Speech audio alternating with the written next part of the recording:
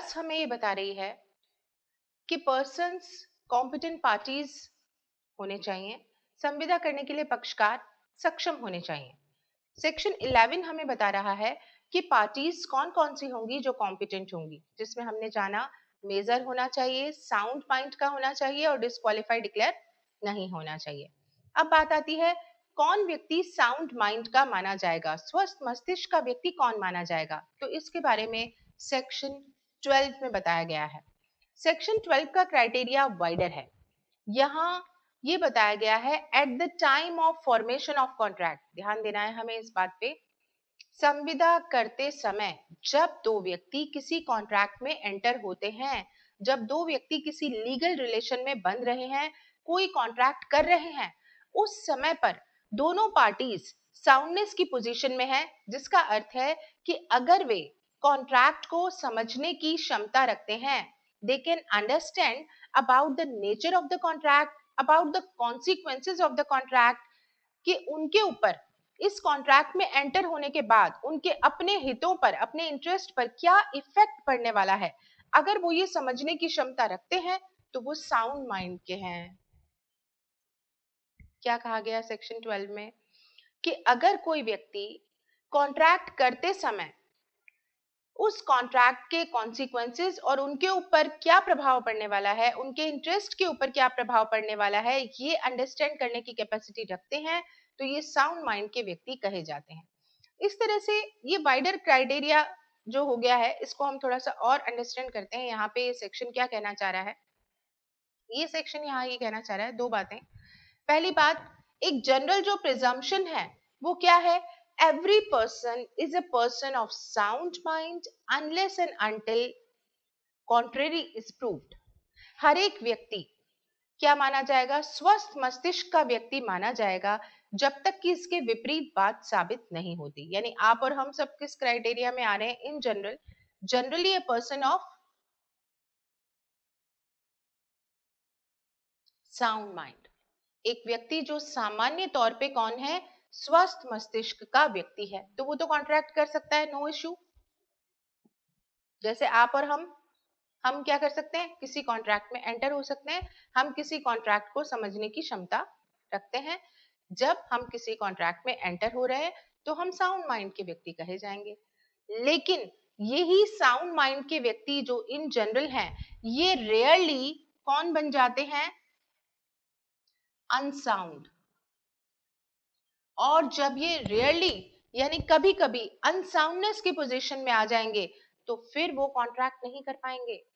जैसे ये rarely unsoundness की पोजीशन कैसे आ गई, ड्यू टू एनी डिजीज, किसी फीवर की वजह से अनकॉन्शियसनेस की स्थिति है, बीमारी की वजह से अनकॉन्शियसनेस की स्थिति है, तो व्यक्ति समझने की क्षमता नहीं रख रहा। मेंटल इम्बैलेंस हो गया, किसी शॉक लगने की वजह से याददाश्त चली गई, अब वो व्यक्ति जो साउंड माइंड का था किस में आ गया, अनसाउंडनेस की पोजीशन में आ गया, राइट। किसी एक्सीडेंट की वजह से उसे चोट लगी है, अब वो साउंडनेस की पोजीशन में नहीं है। या किसी ने उसे हिप्नोटाइज कर लिया, सम्मोहन शक्ति में बांध लिया, जिस वजह से अब वो व्यक्ति अपने इंटरेस्ट को समझ नहीं पा रहा है।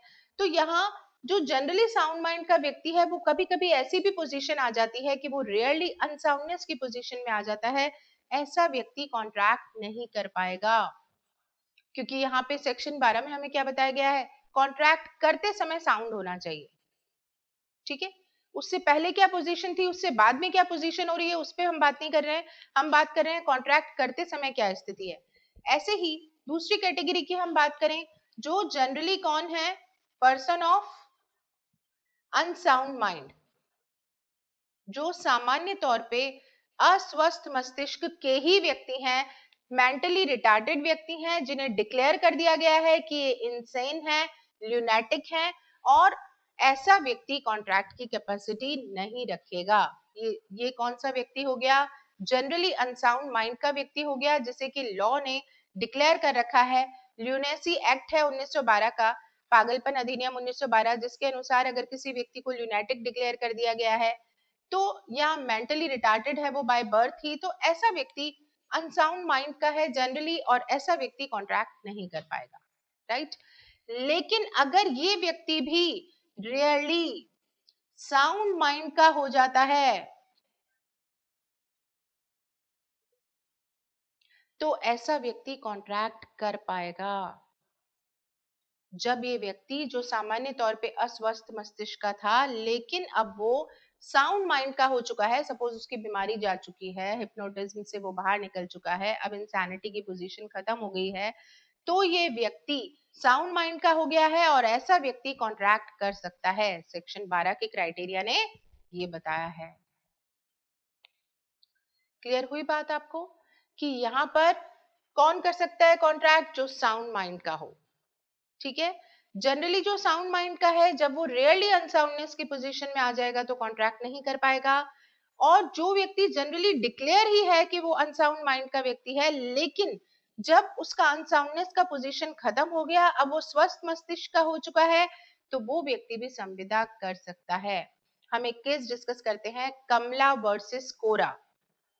कमला वर्सेस कोरा के मामले में एक व्यक्ति जो कि डिक्लेयर किया गया था कि ये अनसाउंड माइंड की पोजीशन में है, लेकिन 24 घंटे में से, हर 24 घंटे में से 4 घंटे वो साउंडनेस की पोजीशन में आ जाता था। हर दिन 24 घंटे में से 4 घंटे वो पूरी तरह स्वस्थ मस्तिष्क के व्यक्ति की तरह व्यवहार करता था, चीजों को समझता था, ठीक से जवाब देता था, रिस्पॉन्ड करता था।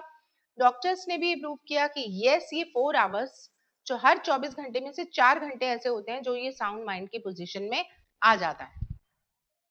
सवाल ये है कि क्या ऐसा व्यक्ति ड्यूरिंग दिस आवर, ये 4 घंटों के दौरान अगर कोई कॉन्ट्रैक्ट करता है तो वो कॉन्ट्रैक्ट वैलिड होगा?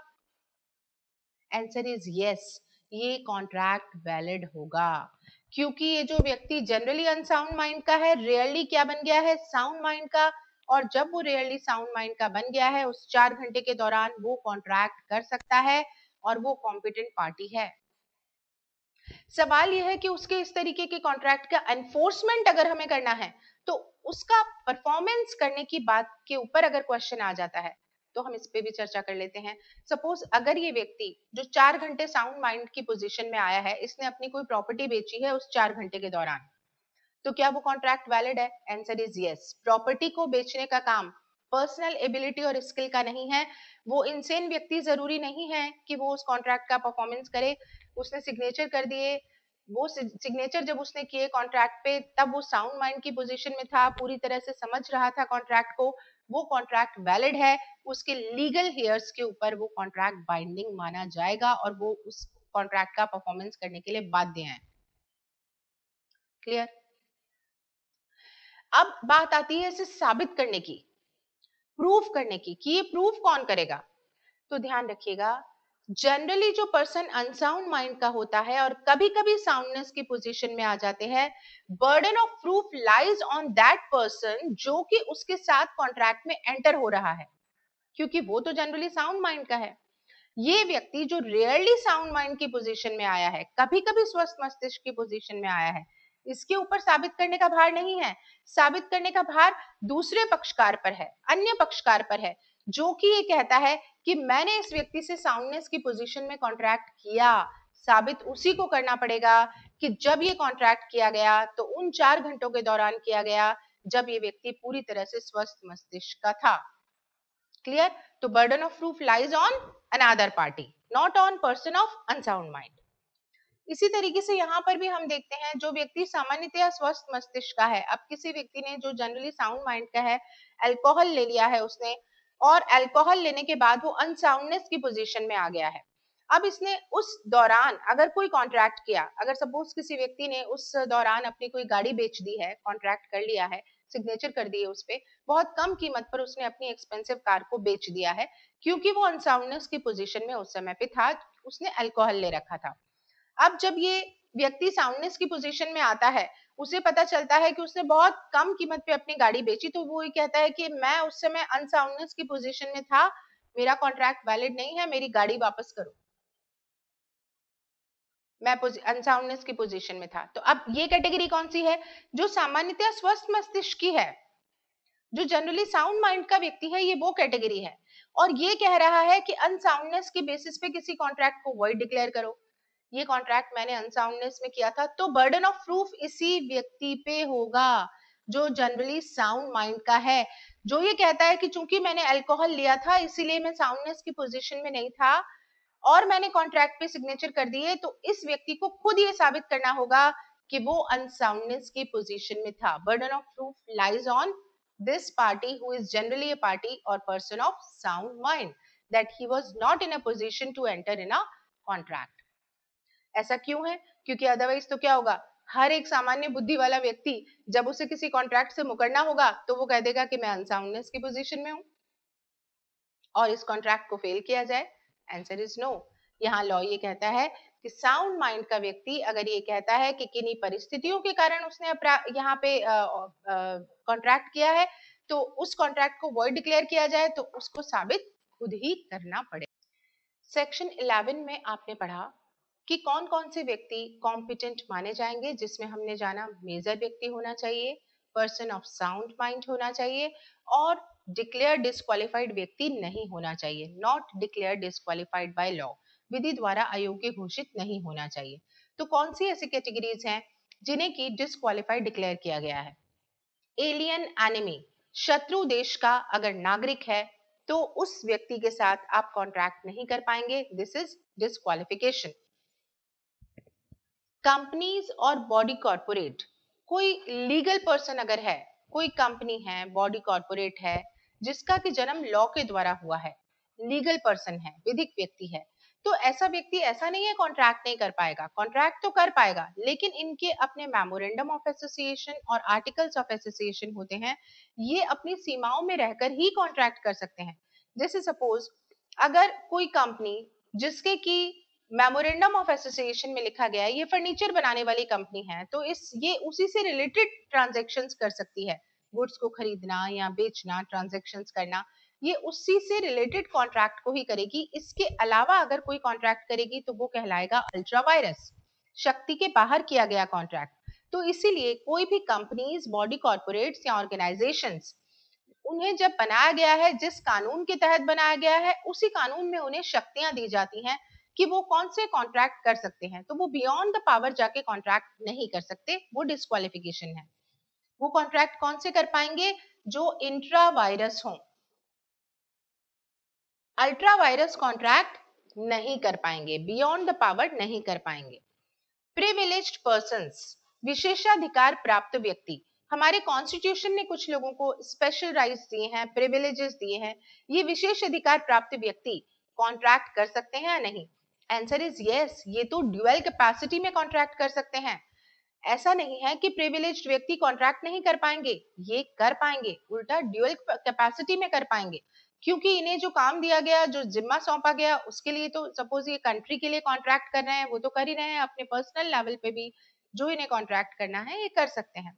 लेकिन यहाँ पे ये बताया गया है कि अगर आप किसी प्रिविलेज्ड पर्सन के साथ कोई कॉन्ट्रैक्ट करते हैं, आप जो कि प्रिविलेज्ड पर्सन नहीं है, विशेषाधिकार प्राप्त व्यक्ति नहीं है, और आप किसी प्रिविलेज्ड पर्सन के साथ कोई कॉन्ट्रैक्ट में एंटर होते हैं और ये प्रिविलेज्ड पर्सन अगर किसी कॉन्ट्रैक्ट को ब्रीच करते हैं, संविदा भंग करते हैं, तो इस सिचुएशन में डायरेक्टली आप इन पे स्यू नहीं कर सकते, वाद नहीं कर सकते. इसके लिए आपको पहले सेंट्रल या स्टेट गवर्नमेंट की परमिशन लेनी पड़ती है.